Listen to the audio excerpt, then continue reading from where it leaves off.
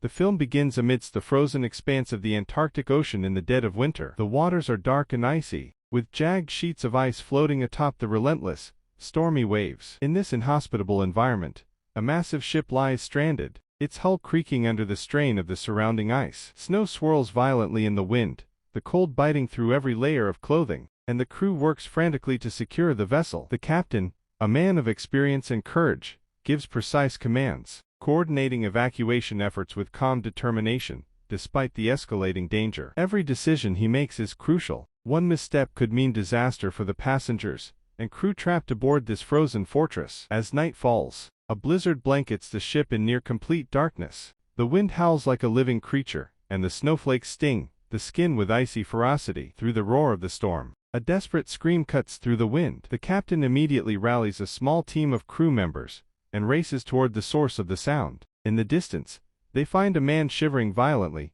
his face pale, and his eyes filled with terror. He cries out, pleading with a mixture of fear and desperation, "Please, either take me away, or kill me. Don't leave me here to suffer." His voice trembles under the weight of the freezing wind, and the captain, moved by both compassion and responsibility, makes a quick decision to bring the man aboard. The crew helps him onto the ship, wrapping him in blankets and offering temporary warmth against the harsh cold. But relief is short-lived. From the dark, churning waters below, a monstrous entity emerges, its presence both unnatural and horrifying. Initially, only glimpses of its massive, elongated arms and writhing tentacles are visible, creating an atmosphere of pure terror. Its target is clear, the man they just rescued. Without hesitation, it attacks, crashing against the ship with overwhelming force. The crew fights back with rifles, attempting to fend off the creature, but their bullets are useless. The monster is impervious to conventional weaponry. One soldier, desperate to stop the carnage, fires a powerful mini-rocket-like weapon. The monster falters momentarily, tumbling off the side of the ship, but it quickly recovers. Enraged, it begins violently shaking the vessel, causing the decks to crack, supplies to topple, and passengers to fall in panic. The chaos is immense, the danger immediate. As the captain realizes that they must act strategically, he positions himself above, on the ice, and strikes it with tremendous force. The surrounding ice shatters, and the monster plunges beneath the cold, unyielding waters. For a moment, everyone aboard believes the threat is neutralized. Morning arrives with a fragile sense of relief. The captain approaches the man they rescued and asks, "How did this monster come after you?" The man, still shaken but grateful, begins to recount his story, prompting a detailed flashback that forms the heart of the narrative. We see Victor at 12 years old, a boy whose intellect and curiosity set him apart. The son of a renowned scientist, he is expected to excel in the sciences and ultimately become a great doctor. Victor is intelligent, meticulous, and driven, his passion for discovery evident even at a young age. Both he and his father dedicate countless hours to study and experimentation, with Victor showing exceptional progress for his age. Yet tragedy strikes. Despite all his talent and effort, Victor is powerless to save his mother. Overcome with grief and frustration, he confronts his father. "What good is this science if it couldn't save our mother?" His father, calm but firm, explains that the power to bring life back from death is beyond human reach. These words ignite a relentless ambition in Victor, setting him on a dark and obsessive path. Determined to defy mortality, Victor dedicates himself to discovering a method to resurrect the dead. He studies relentlessly, seeking a formula, a technique, or a secret knowledge unknown to anyone else. Years pass, and Victor grows into a young man, his mind consumed by the desire to conquer death itself. The narrative shifts back to the present, showing the monster emerging once again from the frigid waters, unharmed and indifferent to the freezing environment, a terrifying testament to its unnatural resilience. The story returns to Victor's past, chronicling his relentless pursuit. At 30 years old, Victor achieves a groundbreaking discovery. He can revive humans using electricity, combined with human organs. He eagerly presents his findings to a room of prominent businessmen. Demonstrating his process, Victor brings half a human back to life. The audience recoils in horror, interpreting his work as blasphemous, a challenge to God himself. They accuse Victor of imagining himself as a deity, and their disdain is immediate and furious. Undeterred, Victor continues his demonstration. He throws a ball to the humanoid, showing that it can move, and even speak. The businessmen are horrified, terrified by the reality of his creation, and they demand he stop immediately. No one is willing to invest in his work, leaving Victor disheartened but still resolute. He departs, leaving the humanoid writhing in pain. Many people turn their backs on him, fearing the implications of his discoveries.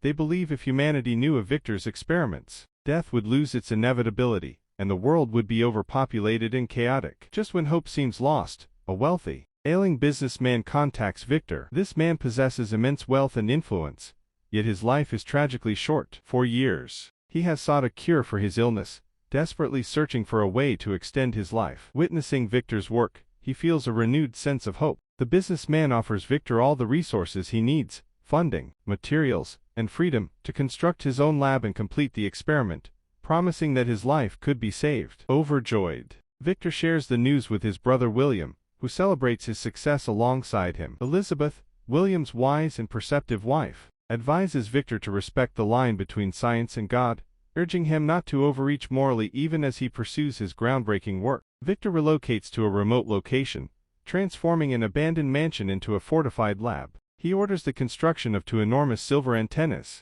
designed to harness lightning, a critical component in the process of bringing a fully formed human to life. Supported by William and Elizabeth, Victor conducts a series of experiments, each initially failing, forcing him to refine his methods. Guided by Elizabeth's advice, he begins anew, meticulously assembling the humanoid. Victor constructs its skeletal frame, connects muscles with intricate wiring to facilitate movement, and painstakingly lays wires throughout the body to coordinate its limbs. The creation of life, however, requires organs. During a time of war, Victor collects the bodies of fallen soldiers and harvests their organs, carefully implanting them to mimic the natural anatomy of a living human. Eyes from one body, noses from another, each piece integrated with precision. Finally, the body is complete. Victor names it Frankenstein. He connects the creature's heart to a power machine and waits for a thunderstorm, knowing that only the raw energy of lightning can bring it to life. When the storm arrives, lightning strikes the silver antennas, and for the first time,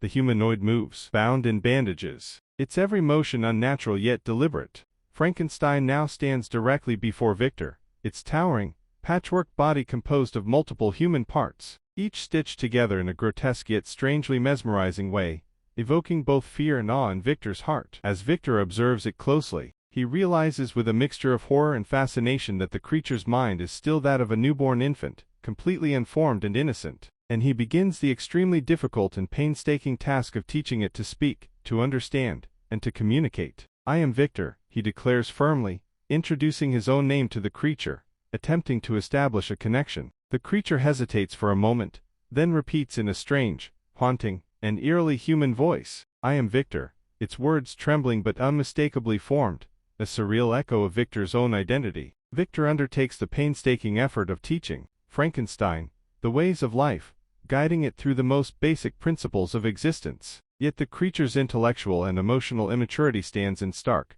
jarring contrast to its immense physical strength, which grows ever more intimidating. Later, William and Elizabeth come to visit, bringing with them a sense of warmth and normalcy, and Elizabeth herself tries to educate Frankenstein patiently, teaching it simple, everyday words like water, air, and fire, in the hope of instilling some rudimentary understanding of the world. Victor, however, consumed by fear, suspicion, and a growing sense of jealousy, warns them of the creature's unpredictable and dangerous nature, insisting urgently that they leave immediately to avoid any possible harm. In a desperate and almost uncontrollable act of panic, he sets fire to the mansion, flames engulfing the structure as he suffers severe injuries in the chaos. Amidst the destruction, William heroically rescues both Victor and Elizabeth, and together they retreat from the burning mansion to find safety. Shaken but alive, their lives irrevocably changed by the encounter. Back in the present moment, Frankenstein rises once more from the cold, churning waters, his massive,